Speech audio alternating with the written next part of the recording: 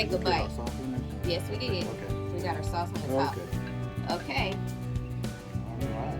Here we go.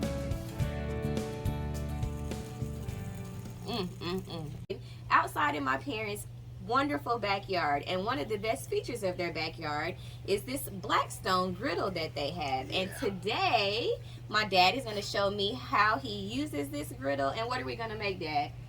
We're going to make Hawaiian chicken sandwiches. So I thought this was a good idea because when I was younger, I used to really love to go to Backyard Burger and get this Hawaiian chicken sandwich with the grilled pineapple on it. And now I don't need to go to Backyard Burger. In fact, there's not one where I live at in Nashville, Tennessee. So my dad's going to show me how to make them today. And right now he's measuring the temperature of the grill to make sure we have our heat right before we get started. And so on the griddle, we're going to cook our chicken. We pre-seasoned everything, and we're gonna go ahead and put some oil on the griddle. We're gonna start with the chicken, and then we'll add the vegetables, which we've already seasoned inside, and the pineapple. And then lastly, at the end, we will bread our butter. And he's just going to use a paper towel to kind of spread this evenly around. You can do this inside on your oven as well if you don't have a griddle. Or they make those griddles that are plug-in inside that this will be something great to cook on. So utilize whatever you have. We're utilizing this since we have a griddle. There's a little history behind the Blackstone griddle. I'm sorry. There's a whole community of Blackstone griddlers that people follow.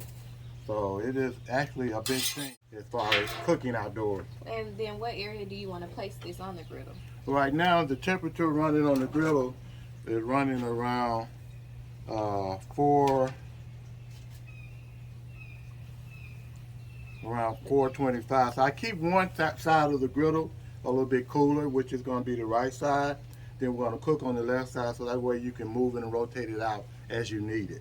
So just like a grill, for those of you that grill, it kind of works the same way. To my understanding, I just pass the seasoning food outside. I never do this part. So I'm going to use the tongs and place those where they go. You hear that sizzling? I'm going to put them really close together so we can get everything around here. Man, I was waiting on the springtime and the summertime to come, because it's been a year since we've actually cooked anything on the griddle. And so we used to do it a lot when we first got it. Not as much now, but we're going to get back into the swing. And then you're going to add a little bit more oil so they won't stick and kind of slide them around in that oil. Man, it's going to be some good eating. Wish you guys were here. So I'm going to add a little more oil. All of the vegetables have already been tossed into the oil. I am not going to use the tongs. My hands are clean. So we have some zucchini and some squash, but you can use any vegetables that you want to use. Zucchini and squash kind of hold up good. And maybe I would add a little onion in the future. Anything you like to put on there, you like as your favorite item to cook on your griller, you can do so. Be careful with that oil. It might pop back up on you, but part of being a cook, you might get a little war wound sometimes. I'm not really a big cook. I'm a sous chef, and I'm the main dishwasher. So I rarely do stuff unless I'm smoking or cooking on this stainless steel grill behind me. Let's put the towel, please. And so while this cooks, I am going to take the bread and butter it. We're only going to use these tongs for the meat moving forward, since that's what we use them for.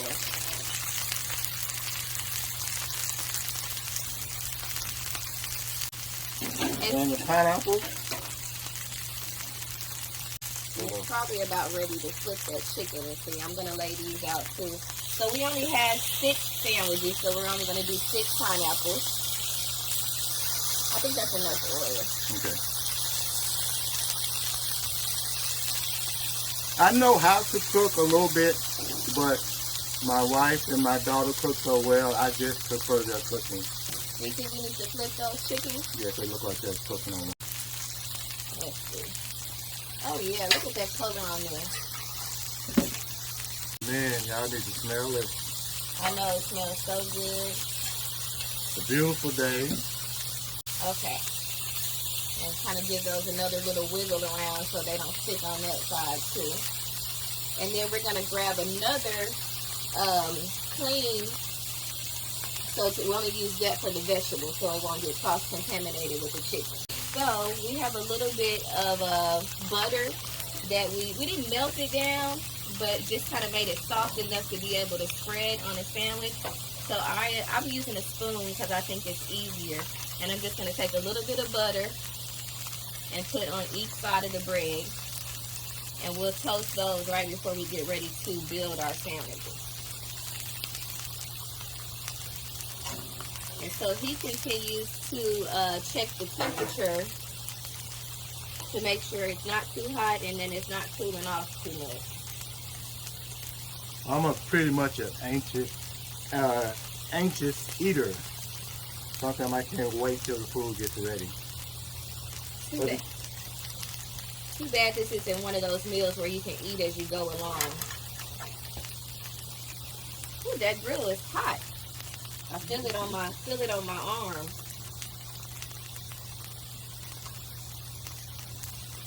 You can use any kind of bread you want. We have a brioche buns like these because this sandwich is going to be juicy, because in addition to the pineapple, we are going to add some coleslaw. And since it has a little bit of wet ingredients, we want to use a bread that has a little bit more integrity. Okay, so I got my butter, my bread all buttered. Check on this chicken.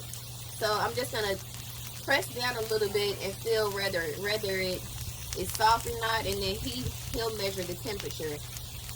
We need the pulse thermometer. That's what we generally use to check the internal temperature. Although we have the infrared thermometer to pick it up. So right now it's showing 140 degrees coming off of the chicken. Yeah, but we're going to use a pulse thermometer, which is really important that we at least heat the meat up to 140 degrees to kill the bacteria. Okay, so now we're going to flip the vegetables. I'm going to just do a couple at a time. See how those got a good color on them too.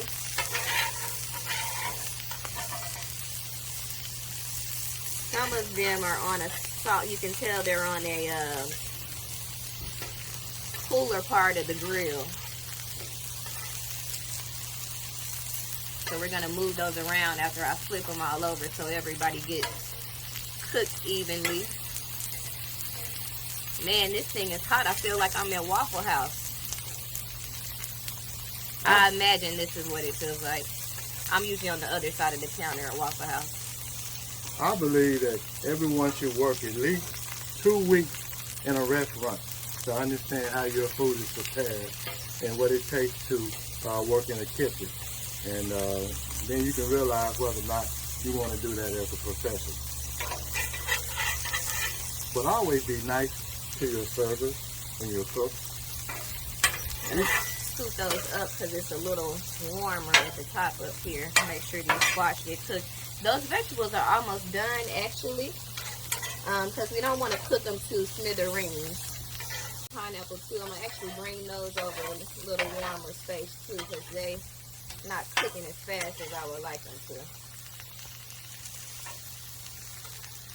Okay.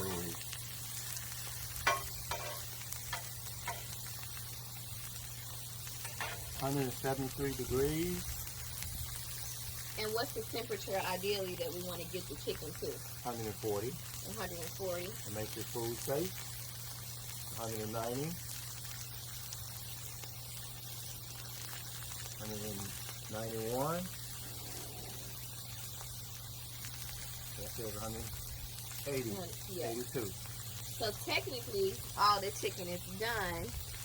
I don't know if you can tell this or not, but see how I'm pressing this out and no more juices are seeping out of it. If you don't have a thermometer, that's kind of a good way to tell if your chicken's done by the dexterity, how it pops back at you or not. And you don't want it to deflate too much. But I would say this was done if I didn't have a thermometer. But we're double checking with the thermometer, and it's saying done too. So let's start to grill our bread on this side, and then we'll take the vegetables off while we're waiting on that.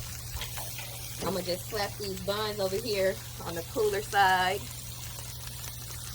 We're going to make 6 sandwiches, even though we only have us 2 and our lovely 2 camera people behind us, but you never know who might pop over for a bite. Okay, so we got everything off the grill, and forgot one step. We want the pineapples to get a little caramelization on them, so we're going to add a little brown sugar and then flip them over.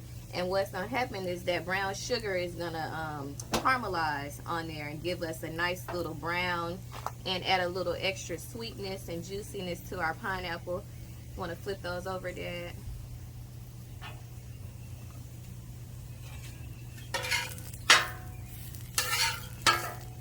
All right. Back in the day, you used to say cooking with Crisco. All right. Add a little bit more to that. Okay.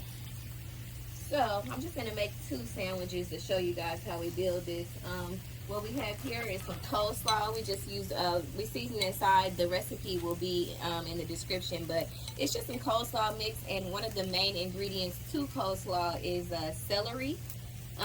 Celery seeds, but you can really add anything you want. My mom sometimes adds fresh sliced apples and just different things depending on what it is you're making. But today we just need a simple coleslaw. I'm going to show you guys so you can see this. This is what we're looking at. You can keep that over there. And give me 2 buns. I don't want those to burn. They're probably almost done. So I'm just going to take 2 of these buns that we grilled those on the grill and made them warm. So we're going to get 2 pieces of chicken.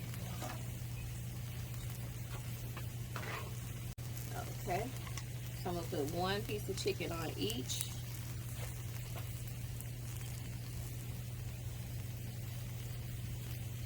Also, this is Magnifi-sauce from Trader Joe's. We'll put it in the comments as well. But it's kind of like a yum yum sauce, a spicy yum yum sauce. I don't know if you can see that, but it's a spicy yum yum sauce from Trader Joe's. I'm going to use this as my main condiment. But again, you can add any condiment you like. I'm just going to give this a swirl on the top bun. And another swirl. And I'm going to add a big heaping amount of coleslaw, because this is what gives us our crunch, kind of like a lettuce would on a salad. You can add less or more depending on what you like. Okay, Daddy, you want to do the honors of adding the pineapple slice? Yes, ma'am. Our hands are clean. Ooh, look at here. Woo. All right, see that? We're gonna look at those sandwiches. Now, they're gonna be super messy when we eat, but we don't care, right? We do have our veggies over there, but we're not gonna eat those right now. You want yours cut, or are you gonna just pick it up and eat it? We're just gonna pick it up. Okay, I'm gonna sit it right here for a minute. Don't do this at home. But there you go. All right, let's take a bite. Did we put our sauce in there? Yes, we did. Okay. We got our sauce on the top. Okay. Okay. All right. Here we go.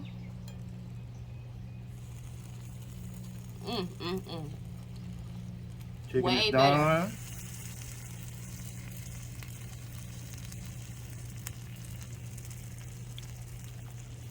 Y'all missing. That's way better than any backyard burger chicken sandwich I've ever had. And I can't wait to eat this off camera where you guys don't have to watch me. Anyway, we hope you enjoyed your griddle tutorial. And most of all, we hope you enjoy your Father's Day. Happy Father's Day, Daddy. Thank you, baby. And don't forget to like, subscribe, and share this story with all your friends. We really enjoyed it. Thanks for watching Sadie's Kitchen, and happy Father's Day.